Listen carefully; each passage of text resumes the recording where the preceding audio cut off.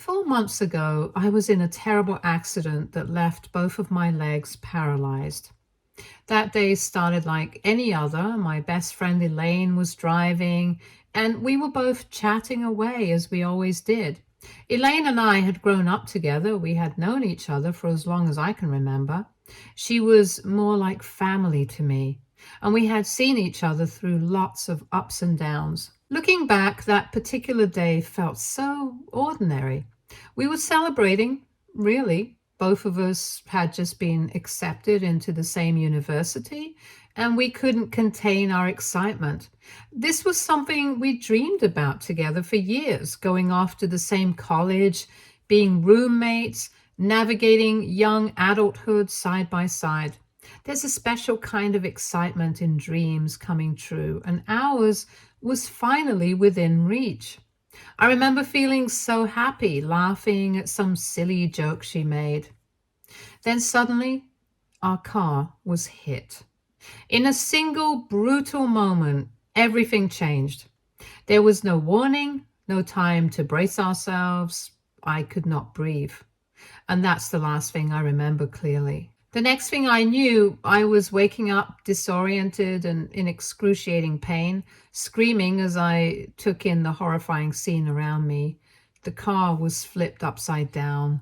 The world had turned on its head and everything was chaos.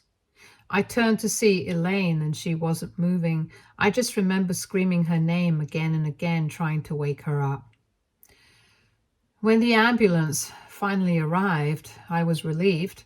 As the paramedics began to pull me from the wreckage, I remember screaming for them to check on Elaine. She was slumped over, completely unresponsive, and I felt a growing panic in the pit of my stomach. My heart hammered with dread, and in that moment, nothing else mattered but her. I still couldn't wrap my head around what had just happened. But at the moment, I knew I needed them to look after her, to make sure she was okay. My own pain was overwhelming, but somehow my mind was so fixated on Elaine that I didn't even notice my legs. How I couldn't feel them, couldn't move them.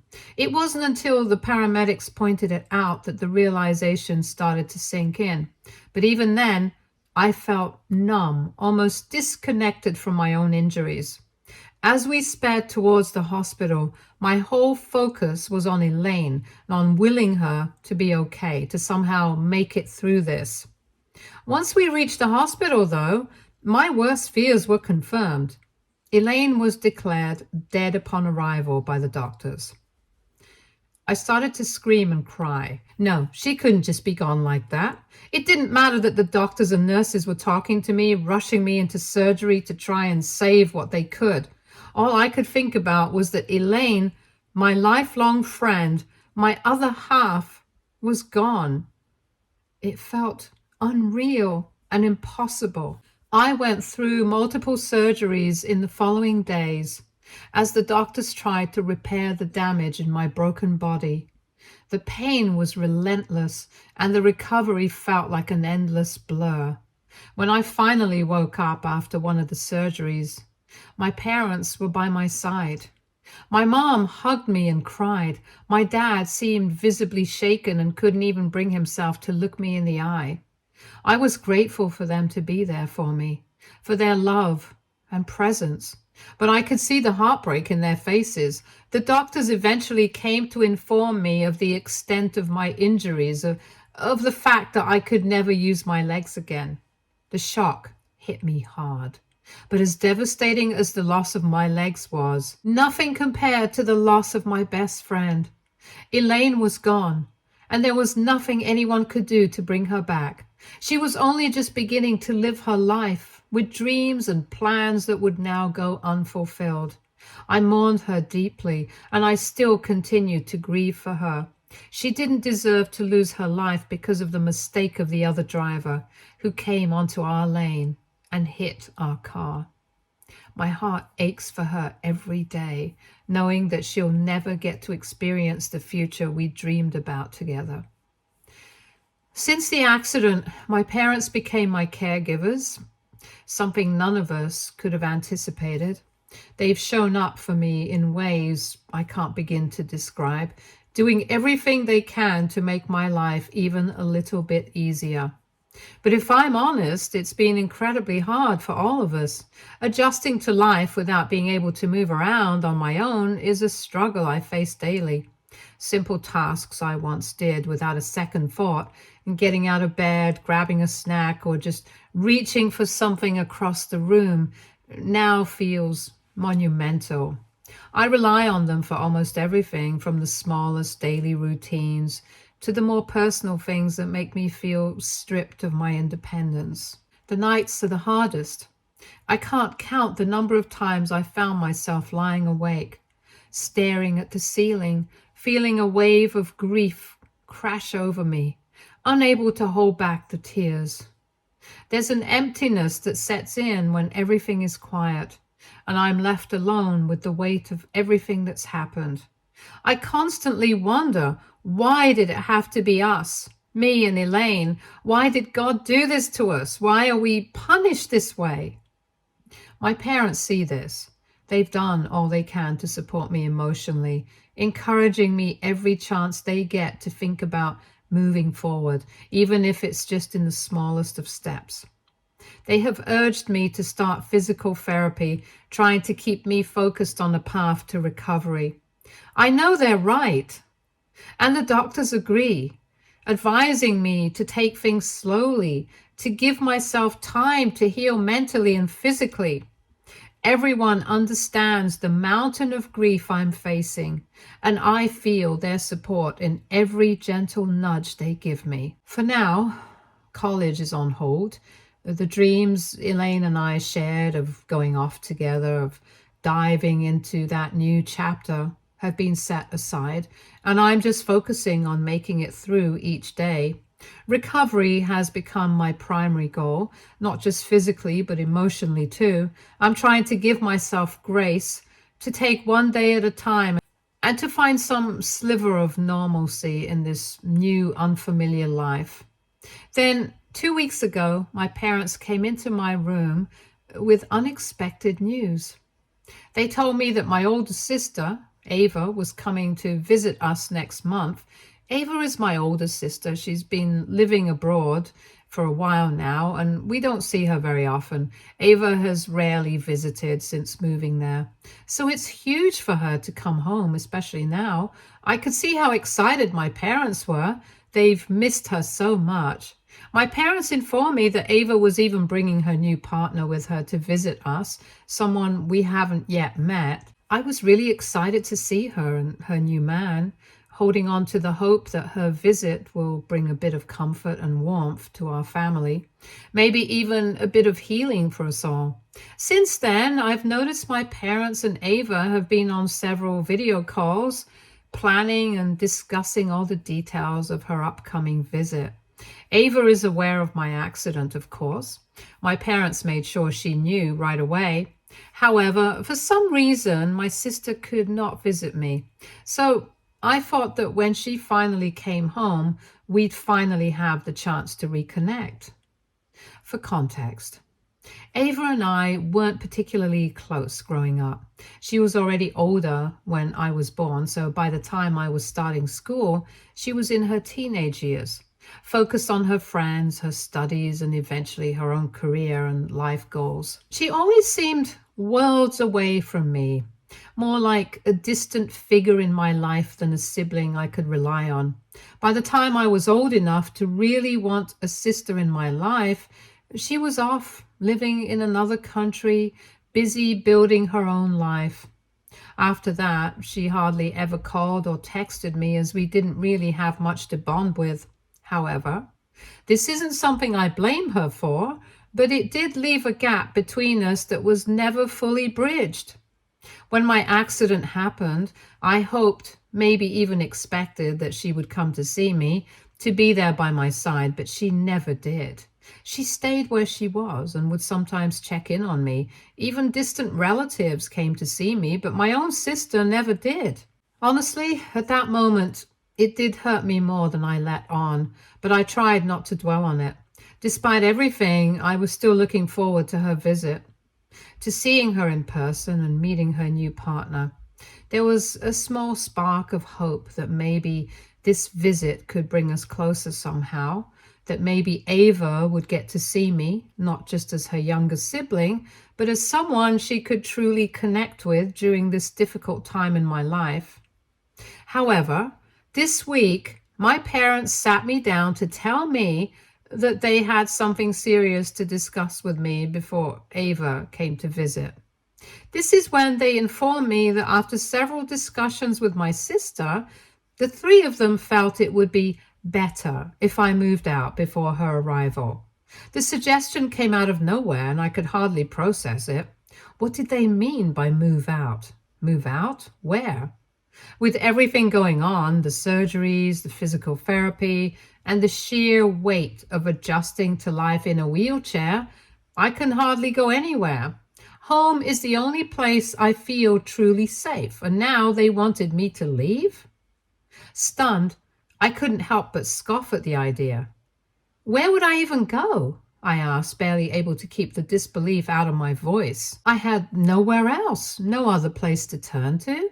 I expected them to realize how important their request was and take it back. But instead, they calmly suggested I stay with friends for a while or move into a hotel. My dad offered to cover the cost for a few days, saying I could use that time to find somewhere more permanent to live. I was completely floored. What was even happening? Their words felt unreal, as if I were listening to strangers, not the parents who had been by my side through everything. I tried to make them understand the gravity of their request. I asked them how they expected me to just stand up and leave, especially in my condition. I still had months of physical therapy ahead of me and was only just getting accustomed to life in a wheelchair and was still deeply grieving Elaine. I hadn't even begun to process my own future, much less find a place to live. I was in physical pain every day, and emotionally I was barely holding myself together. So where exactly did they think I would go? That's when the truth came out. My parents said that they had been doing their best to care for me these past few months, but they were now exhausted. They told me how they deserved to take a break from me. My mom told me how I was over 18 now, practically an adult, so them asking me to move out and live out my own life wasn't really an unreasonable request. My dad told me that he would even help me find a cheap apartment for me to live in and recover. My parents started telling me how there are thousands of disabled people like me who live on their own and recover, and that I was going to be just fine on my own. I was so heartbroken and scared by what my parents were suggesting that I started to cry. I couldn't believe what was happening to me. I begged them to give me a few more months at least. I mean, I completely understand that taking care of me must have taken a toll on them, but this was all so sudden. I didn't even have time to prepare myself mentally. This is when my parents revealed that with Ava returning home with her new partner, the three of them wanted to have a good time. However, that wouldn't be possible if I was there, since I constantly needed looking after. They also told me how having someone like me, a cripple, as they put it, would be a bad look for the family, since this new guy had no idea that Ava had a disabled sister, since my sister felt too ashamed to reveal it. Hence, they felt it was only right of them to ask me to move out before my sister and her partner came to visit. They urged me to be strong, as if this was nothing. I sat there speechless as the realization of what they were saying sank in. In that moment, I was struck by a profound sense of betrayal. I was going through the hardest period of my life, and now, when I needed them the most, they were shoving me aside like I didn't matter. I was no longer just dealing with the trauma of my accident or the pain of losing Elaine. I was now facing the heartache of feeling utterly abandoned by the very people I thought would always have my back. Since then, I've been scrambling to find someone willing to help me, even temporarily, but it's been far from easy. I've learned quickly that as much as my friends care about me, no one is in a position to take on the responsibility of living with someone in my condition. Most of my friends are in college, busy with classes, exams, and their social lives. It's understandable that they wouldn't want to or even be able to take on the demands of caring for someone like me, still healing from a traumatic accident. After exhausting my options with friends, I had no choice but to turn to family, though I wasn't sure what to expect. My dad is an only child and his parents have passed, so there isn't anyone immediate to turn to on his side. A few cousins were polite enough to show some interest when I reached out, but I could sense their hesitation. They were polite about it, but none of them showed real enthusiasm, and I couldn't shake the feeling that I was becoming an inconvenience to people around me. But then there was my mom's side. I know that my maternal grandparents are still alive and they're financially well off. I thought maybe, just maybe, they would be able and willing to take me in, at least for a while. They'd always been a bit distant, but I thought that family, especially in times of hardship, might be able to rise to the occasion. When I brought this up to my mother, though, she practically exploded at the suggestion, making it clear that reaching out to her parents was a bad idea. She forbade me from ever contacting them. Since childhood, I've been aware that my maternal grandparents have always kept a distance from us, never making any effort to be part of our lives. Although it wasn't something that was openly discussed, I understood that they had cut off all contact with us a long time ago. The reason behind this estrangement was always a mystery. No one ever explained why they stopped talking to us or what event or decision led to this silence. My parents never offered any details, and over time, I simply accepted it as one of those family secrets that no one ever fully uncovers. However, now, with nowhere else to turn, I find myself considering reaching out to them, even though I know how my mom feels about it. She genuinely believes that if I make contact, it will invite them back into our lives and reopen past wounds. When I asked my mom directly about what had happened between her and her parents, she shut down almost immediately, refusing to share anything more than she already had. She insisted that it was none of my business and that I should look for help elsewhere. But at this point, I'm running out of choices. I feel like I've exhausted every other avenue and I can't do this alone. I don't want to bring chaos into our lives or hurt my mom, but the thought of being completely alone during such a vulnerable time is even more frightening. AITA, if I reach out to my grandparents after all these years of no contact? Update 1. Hi everyone. First and foremost, I want to express my heartfelt gratitude to every single one of you kind strangers who took the time to send me a thoughtful message, whether in my DMs or in the comments. To everyone who shared their own stories, thank you so much. Reading your words has truly made me feel so much better. Now, for those of you asking why my parents, especially my mom, have forbidden me from reaching out to my grandparents, I honestly don't know much. All I know is that my mom says they hate us, but she's never given me any further explanation. However, after reading through all your comments, I'm starting to feel suspicious about my family. I can't help but wonder if there's some sort of family secret my parents have been keeping from me. I mean, why is it that my sister isn't close to me? Or the fact that my parents have never introduced me to anyone from my mom's side of the family? It's beginning to feel like there's more to this than they're letting on. I've decided that I need to find out the truth one way or another. Update 2. It's been a week since I last updated. Just wanted to let everyone know that I finally talked to my grandma. After all the support and advice I received on Reddit, I realized I had nothing to lose by reaching out to my grandparents. Also, reaching out to them felt like my last shot at finding a safe place, not just physically, but emotionally. So I started my search by trying to connect with anyone on my mom's side of the family. With no direct contact, I turned to LinkedIn, where I eventually found someone who seemed to be related to her, a distant cousin of hers, if I guessed correctly. Reaching out felt awkward, and I debated for hours over what to say. In the end, I kept it straightforward, explaining that I was looking for a way to contact my grandparents and emphasizing that it was important. I urged them to share with me my grandparents' contact number. At first, they were hesitant. They asked why I wanted their contact information and seemed uncomfortable, almost like they didn't want to get involved. But after some back and forth and a bit of pleading, they relented. I was given my grandmother's number. I was so nervous to call her that I had to take 2 days just to think things over. Was I really doing the right thing by contacting her? I wasn't sure. When I finally mustered the courage to call that number, my heart was racing. After a few rings, my grandma finally picked up.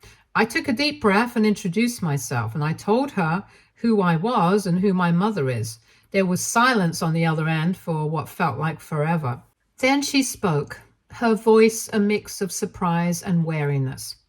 "I didn't expect to ever hear from you. How did you find me?"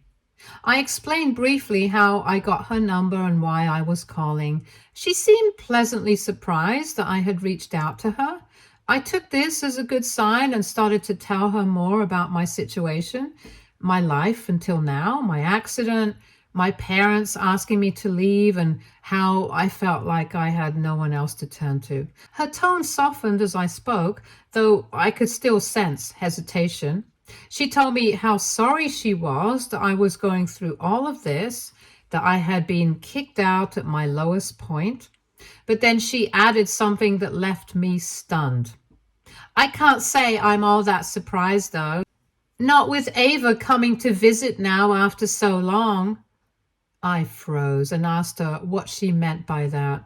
Was there some family secret that I didn't know? There was a pause on her end, like my grandma was carefully considering how to phrase her next words. "Well," she began slowly, "I don't know how much your family has shared with you, but there's a reason we haven't been in touch." I told her I didn't know much, only that my mom had said they hated us. At that, my grandmother let out a humorless laugh. "Hate is a strong word, but there's a lot your mother hasn't told you." What she revealed next left me shaken to my core. She told me that years ago my mother had an affair with someone she worked with. She was caught red-handed by my dad, and their marriage nearly ended. According to my grandmother, my father was ready to leave and had publicly humiliated my mother in front of everyone. However, my mom begged him to stay when she discovered she was pregnant with me. She promised she would change and also convinced him to stay for the sake of my older sister, Ava. Apparently, my mom also threatened my dad that if he did seek divorce from her, she would make sure that Ava would grow up to hate my dad for leaving our mother pregnant and alone. Somehow, my dad was convinced, but he forbade my mother from ever revealing to me or to anyone else that he wasn't my real father. However, my grandparents were deeply upset with my mom. They had always been traditional and held strong values about marriage and family. First of all, my mom had cheated, and on top of this, she was now going to raise me with my dad without ever telling me the truth. When they confronted my mom, things turned ugly. My grandmother said that my mom lashed out, accusing them of being judgmental and unsupportive. According to my mom, she felt like she was making the right decision and eventually cut ties with her entire side of the family so that they could never tell me the truth. Now, the reason why Ava hated me so much is because she knows everything. She was old enough at the time to remember exactly what my parents were fighting about. She hated that our mother had me, and on top of that, my parents asked her to not tell me anything about it. My grandma told me that this must be why Ava moved to another country as soon as she could. Obviously, She resented my parents for what had happened. I mean, this made sense why my sister had never liked spending any time with me, why she never talked to me much, or why my parents never let me spend any alone time with her much. What does that have to do with me being kicked out? I asked my grandmother, my voice trembling. She hesitated again and then said, I think your parents, your mother especially, are desperate to keep things peaceful now that Ava is returning after so long. They've been trying to mend their relationship with her for a long time, and, well, I'm sorry to say this, but I think they see you as a complication. Since you are technically an adult now, they no longer want to be responsible for you. Hearing this was like a punch to the gut. All my life, I had felt like there was something off, like there were pieces of my family puzzle missing. Now it all made sense. Why my mom's side of the family was a complete mystery, why Ava had always been distant, and even why my parents treated me so differently.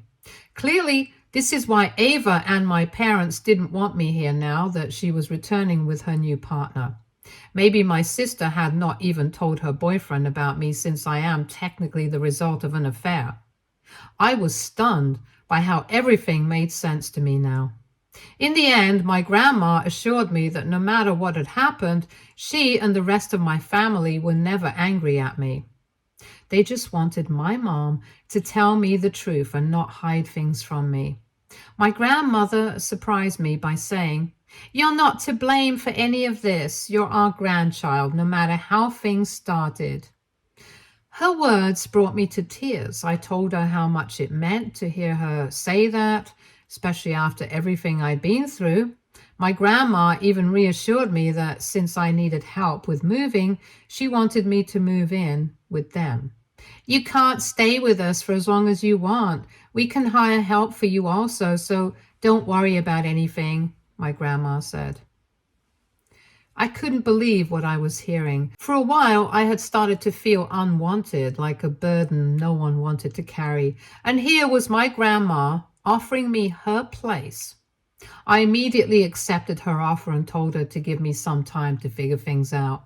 Now I'm preparing to leave. My grandmother has assured me that they'll help me get settled and support me as I continue my recovery. As for my parents, I haven't told them yet. I plan on confronting them just before I leave. I can't stand to even look at my mother's face after finding out about everything. Update 3. Okay, so I finally confronted my parents and moved out from my home. At first, when my grandparents came to visit to help me pack up my things, my mom was furious seeing them standing at our doorstep. She screamed at them, asking what they were doing here, but I calmly told her that they were here for me. Her eyes widened in disbelief and her voice turned shrill. What the hell have you done? She yelled, her face contorted with fury. You were never supposed to contact them again. Why would you go behind my back? This is when I asked my mom and dad to sit down and told them that we needed to talk. At that moment, I could tell my dad already knew where this was going. He didn't say anything, didn't look me in the eye, and just slowly sat down on the couch, his hands clasped tightly together.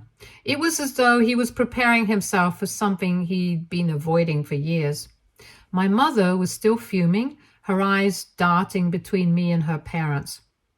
What's this all about? She spat, but I could see the unease in her posture. I told my parents everything that my grandma revealed to me, the affair, the reason why my parents had cut off everyone from my mom's side, the reason why Ava never bonded with me, and lastly, what I thought was their reason for kicking me out.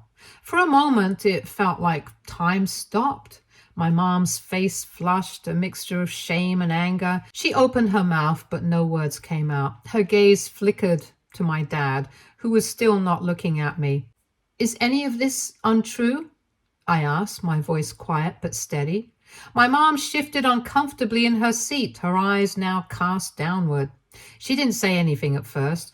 I told her that there was no reason for her to lie to me anymore, when I already knew everything. She then looked at my grandparents, pissed, as if she blamed them for what I was saying. Finally, my mom spoke. Yes, it's true, she admitted. I made a mistake, a huge mistake, and I thought if I kept it all hidden, it would go away, but clearly it never did. Your sister hated us for what we did to her and moved away from home. Now that she's coming back, she has made it clear that she doesn't want to continue living in the same house as you. So it's either her or you. My mom told me that she had thought once I had gone away to college, things wouldn't be this difficult. However, because of the accident, I was stuck here and made their life even more difficult. She told me that she has no choice but to choose Ava now, after hurting her for so long. I was so heartbroken when I heard that. I looked at my mom and then at my dad, a mix of anger and hurt swelling inside me. You've been lying to me, to both of us for years, I said quietly. And now, after everything that's happened, you want me to just disappear? You want me to leave just because Ava hates me? Just because it would be easier for all of you if I was gone? My mom couldn't look at me anymore. Her face was a picture of shame, regret, and anger. My dad, who had been silent the entire time, finally spoke up. He told me that although he had come to love me, it just wasn't the same. After all, Ava was his real daughter, so he needed to think of her first. Tears welled in my eyes, but I refused to let them fall. I swallowed hard, trying to keep it together. Hearing those words from my parents felt like a knife to my chest. I had never truly been their real priority. I was the outsider, the reminder of the mistake my mom had made, and they were finally saying it out loud. I didn't know what to say anymore. What was the point of saying anything now when they clearly did not want me?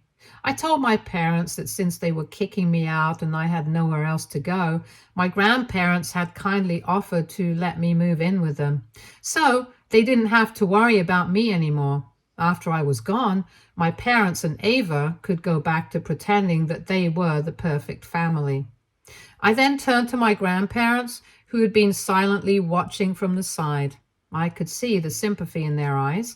I asked them to help me pack up my things in my room, and my grandma nodded.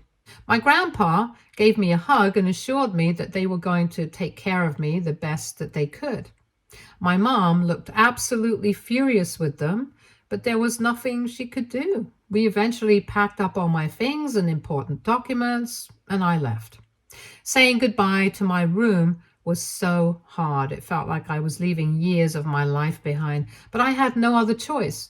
My mom shed a few tears as she watched me go, but my dad remained motionless. Once I was on the road with my grandparents, I couldn't hold it in anymore and cried a lot. Currently, I'm at my grandparents' place. They have a huge house and I'm staying in one of the guest rooms downstairs since it's easier for me to access. I feel a bit out of place, but they seem kind to me. I keep waiting for my parents to call, but so far, there have been no calls.